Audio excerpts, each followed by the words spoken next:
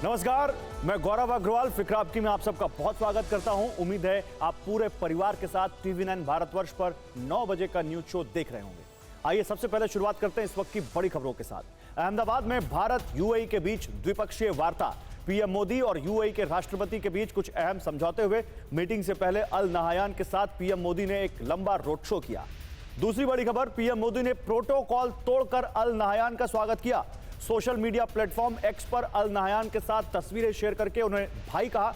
कल vibrant Gujarat summit में शामिल होंगे यूएई के राष्ट्रपति। यूके के रक्षा मंत्री के साथ राजनाथ सिंह की मीटिंग हुई है। भारत और यूके में रक्षा संबंध मजबूत करने पर चर्चा हुई है। वैश्विक सुरक्षा पर भी दोनों देशों के मंत्रियों में बात हुई है। एक और बड़ी खबर, भारत से विवाद के बीच मालदीव के राष्ट्रपति मोइज़ू सरकार पर खतरा मंडरा रहा है। मालदीव के विपक्षी सांसद ने अविश्वास प्रस्ताव लाने की मांग की है। अली अजीम ने स्पीकर से मोइज़ू को हटाने की मांग की है। उधर महाराष्ट्र में सीट बंटवारे पर इंडिया गठबंधन की 2.5 घंटे बैठक चली। मीटिंग के बाद बोले संजय राउत, हर एक सीट पर आपस में बात हुई। किसको कितनी सीटें मिलेंगी जल्द बता देंगे, ये कहा है संजय राउत ने। उधर ईडी टीम पर हमले को लेकर ममता सरकार से जवाब तलब किया गया है। केंद्रीय गृह मंत्रालय ने एक्शन टेकन रिपोर्ट जल्द सौंपने को कहा है। जांच एजेंसी के डायरेक्टर भी आज कोलकाता पहुंचे। एक और बड़ी खबर है, जमीन के बदले नौकरी केस में चार्जशीट। ईडी की चार्जशीट में राबड़ी देवी और मीसा भारती का नाम शामिल है। दिल्ली की राउज एवेन्यू कोर्ट में अगली सुनवाई 16 जनवरी को होगी। 22 जनवरी को उत्तर प्रदेश के सभी स्कूल कॉलेज बंद रहेंगे। राज्य सरकार ने शराब की बिक्री पर भी रोक लगा दी है। 22 जनवरी को अयोध्या में रामलला की प्राण प्रतिष्ठा है। उस दिन यूपी के सभी जिलों में आतिशबाजी होगी और सरकारी इमारतों को सजाया जाएगा। और इंडिगो एयरलाइंस ने आज से सीट सिलेक्शन फीस तय की है। A321 विमान में आगे की विंडो सीट के लिए 2,000 रुपए अतिरिक्त देने होंगे। आगे की मिडिल सीट के लिए 1,500 रुपए ज्यादा चुकाने होंगे। तो ब्रेकिंग न्यूज के बाद आइए आपको बताते हैं कि आज आपके लिए कौन कौन सी खबरें खास हैं जो हम आपके लिए लेकर आए हैं फिक्र आपकी में। पहली खबर, मोदी नहायान की दोस्ती का रोड शो देखकर पाकिस्तान में खलबली क्यों मची हुई है। दूसरी खबर, मालदीव के मुद्दे पर पीएम मोदी ने ऐसा क्या किया पड़ोसी देश भी उनकी जय जयकार करने लगे।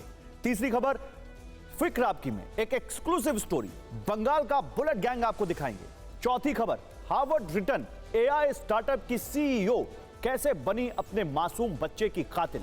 और पांचवी खबर, महाराष्ट्र में इंडिया गठबंधन की सीट शेयरिंग का पवार फॉर्मूला क्या है।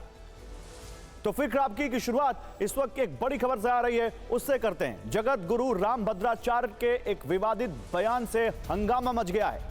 जगत गुरु रामभद्राचार्य ने अपने एक बयान में जाति सूचक शब्दों का इस्तेमाल किया है। उन्होंने यह विवादित बयान राम की पूजा उपासना ना करने वाले लोगों के बारे में दिया है। बयान ऐसा है जिसे हम आपको पूरा सुना नहीं सकते, लेकिन सोशल मीडिया पर उनका यह बयान वायरल होने के बाद गिरफ्तारी की मांग तेज हो गई है।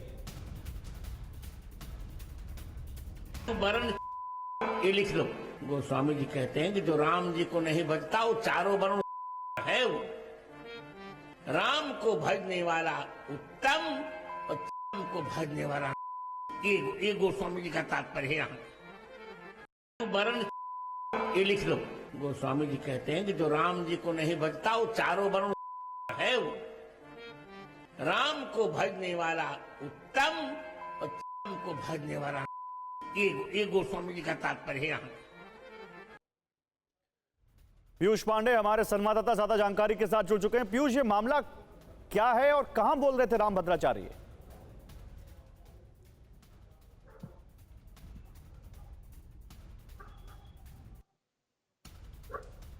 पीयूष, आवाज आ रही है आप तक? जी गौरव, अब आवाज आपकी सुनाई दे रही है। देखिए, ये मामला जो है बहुत ही अगर कहें तो गंभीर है, क्योंकि एक संत की ओर से ऐसी टिप्पणी की गई है, खास तौर पर वो जाति सूचक टिप्पणी है। अगर कानून की नजर से देखा जाए तो ये डिफेमेशन का भी एक केस बनता है, और दूसरी ओर ये जाति सूचक टिप्पणी है, तो ऐसे में SC/ST एक्ट का भी प्रयोग पुलिस द्वारा किया जा सकता है अगर शिकायत की जाती है अमुक वर्ण द्वारा, यानी कि उस जाति द्वारा। अहम बात यह है कि आपने हाल ही में एक केस जो बहुत ही चर्चित रहा था, जो जाति सूचक टिप्पणी को ही लेकर के था, और फिर उस पर एक बहुत बड़े नेता को खास तौर पर सजा भी हुई थी और उसके बाद उनकी सांसदी भी चली गई थी। तो वो एक उदाहरण है कि डिफेमेशन का केस जाति को लेकर के भी किया जा सकता है, ठीक है। सीधे तौर पर। और दूसरी बात यह है कि इस मामले में SC/ST एक्ट भी लागू किया जा ठीक सकता है, है। बहुत जी शुक्रिया गौरव। पीयूष आपका इन तमाम जानकारियों के लिए।